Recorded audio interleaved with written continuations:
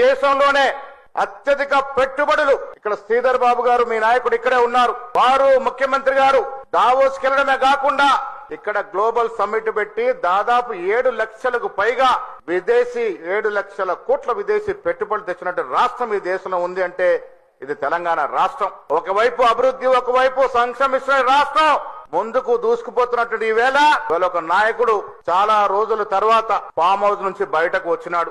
పార్టీలో ఫిరాయింపులు ఉన్నప్పుడే బయటకు వచ్చేటట్టుగా ఇవాళ బయటకు వచ్చినాడు. మరో నాయకుడు అంటా ఉన్నాడు రావాలట. ఎందుకు రావాలయ్యా?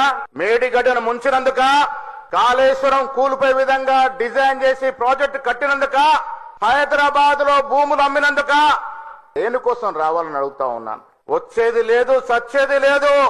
మరో 20 ఏళ్లు కాంగ్రెస్ పాలన మీ అందరి దయవలి రాష్ట్రంలో కొనసాగుతుంది. మళ్లీ ఎన్నికల్లో రేవంత్ రెడ్డి గారి నేతృత్వంలో 100కు పైగా సీట్లు గెలుచుకొని మీ అందరికీ ఇవాళ వస్తున్న సంక్షేమం రెట్టింపుగా ఇచ్చే విధంగా ప్రయత్నము చేస్తామనే మాట కూడా సందర్భంగా మనవి చేస్తా ఉన్నాను. జీవన్ రెడ్డి గారు ఇలా పార్టీలో చేరుతా ఉన్నారు. పెద్ద ఆయన అదే జీవన్ రెడ్డి గారు మాకు చెప్పినారు 10 ఏళ్లుగా ఈ రాష్ట్రంలో కేసీఆర్ చేసిన దోపిడీ వివరించి చెప్పింది జీవన్ రెడ్డి గారే. అలాంటి జీవన్ రెడ్డి గారు ఇలా వారి నాయకత్వంలో పార్టీలో చేరుతా ఉన్నారు. ఎంత సిగ్గుచేటో ఒక్కసారి అర్థం చేసుకోవాల్సిన